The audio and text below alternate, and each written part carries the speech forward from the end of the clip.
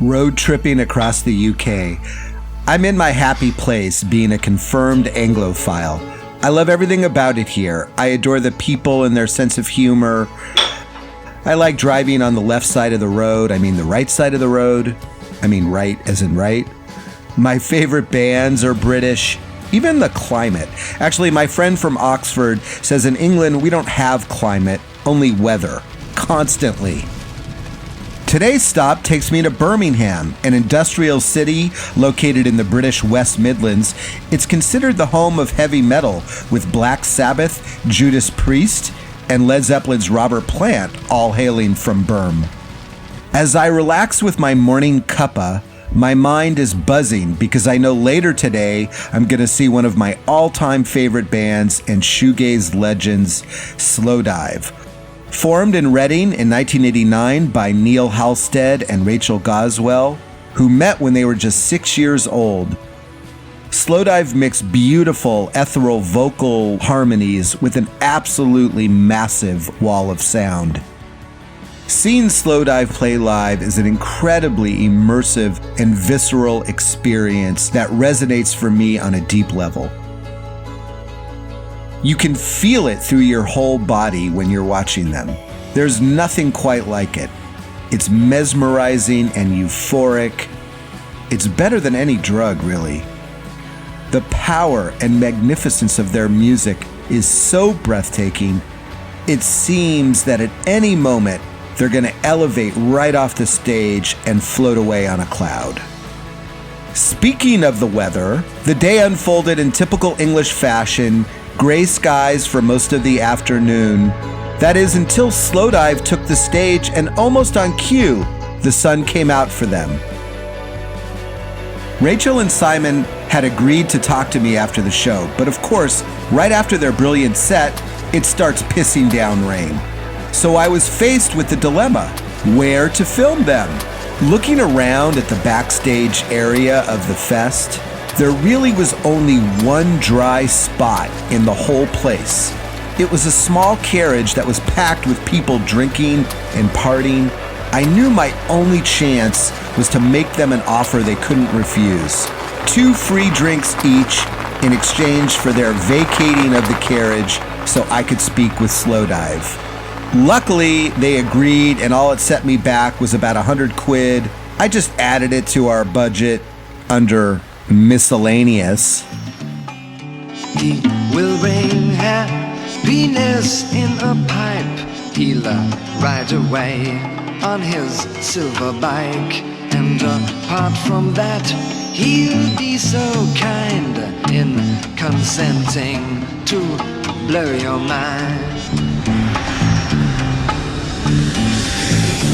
Fly Translove Airwaves, get you there on time.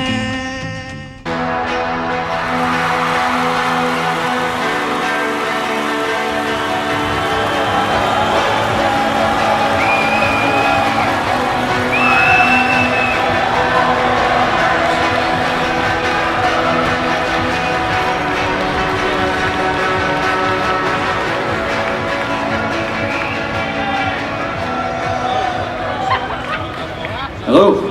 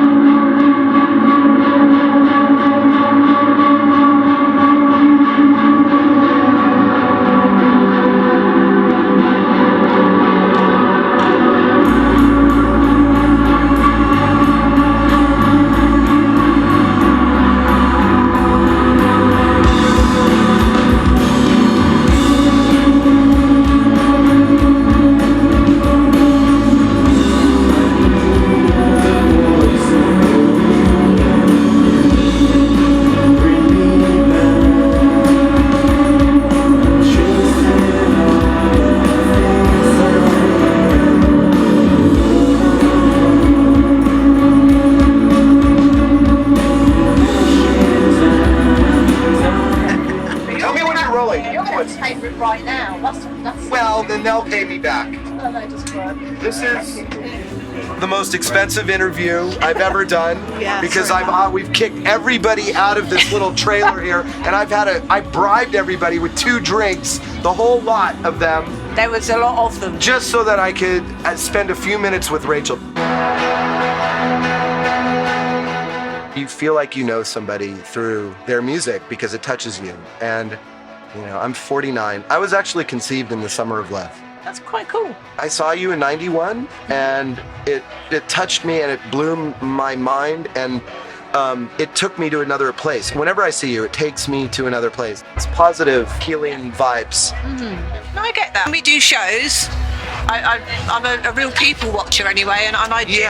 always look at the audience, and I see a lot of, mainly I'd say a lot of joy on people's faces and happiness, and that's part of what makes it all worthwhile doing it, because it's just like sometimes you just see pure joy is the only way to describe it. Sometimes of course there are people literally in tears in front of me, but they're tears of joy usually, right? Usually it's not a painful unless it's bringing back up bad memories. We need more joy. I mean, it's like therapy in a way. Absolutely. And that we need it maybe more so than ever. We need to spread the joy. Yes, we do. And I think with the internet and everything else, you are bombarded 24/7. There is a lot of negativity in the world, but I think there's a lot of positivity as well. Yeah. And there's a lot of people trying to find different ways of just finding the calm in a really chaotic world. There has been, it seems like, a psychedelic movement, a consciousness, not just with music, but going on, and people doing more yoga and meditation and looking inside. Trying to make sense of it ourselves all. and the world. I think for me, when I see you play, you make sense. Like the world makes sense when I'm watching you play. And that's a really nice feeling. Thanks. You're welcome.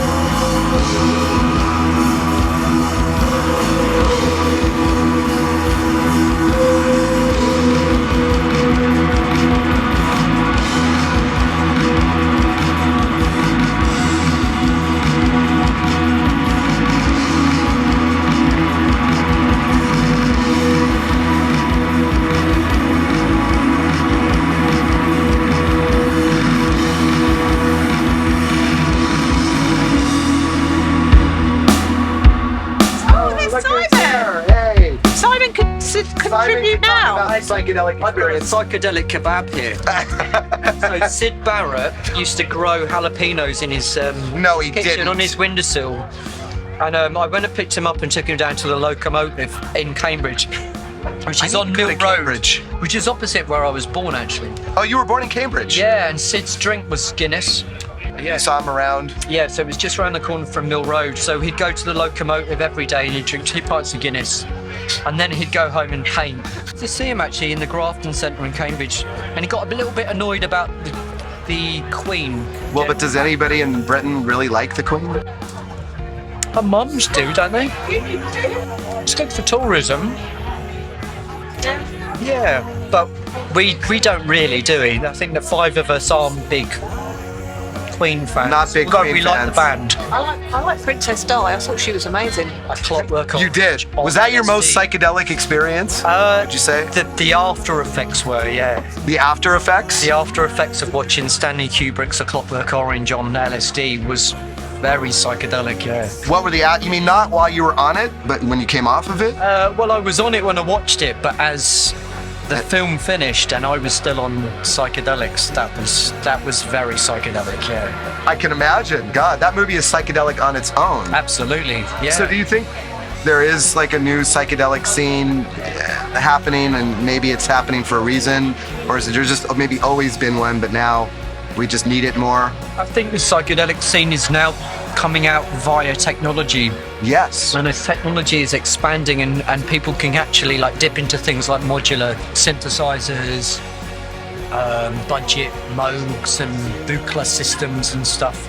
That whole thing that the San Francisco Tape Center and the East Coast Moog had. You can now kind of, for £459, have your psychedelic experience at home. So definitely, that's a beautiful thing, yeah. It does cost money then to have a I mean, that's interesting. It's commerce, isn't it? You know, psychedelics don't come free. No. Or easy. I just had a sound healing experience in London. A friend of mine did a sound healing with lots of just instruments from all over the world, and it was pretty psychedelic. Have you ever guys done a sound healing?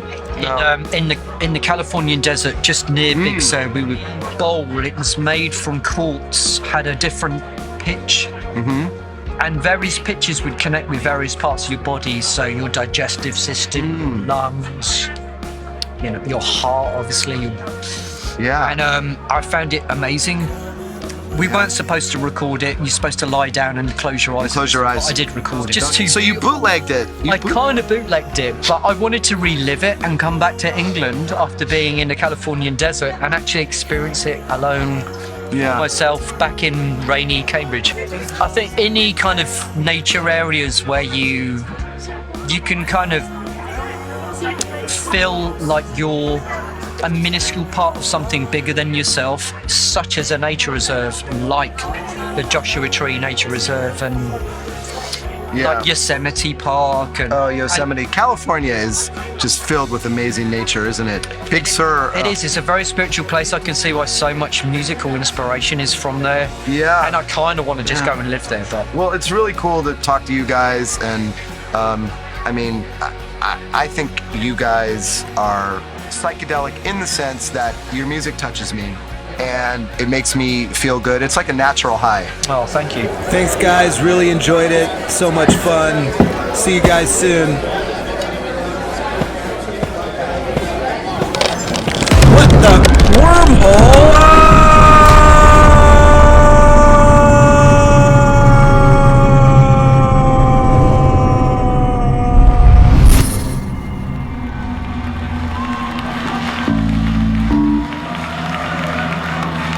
Thanks so much. Very nice to be here. This is actually our last festival of the summer. And it's very nice, the sun is shining. I didn't bring any sunscreen with me because I thought it'd be pissing with rain, but there you go. Never mind.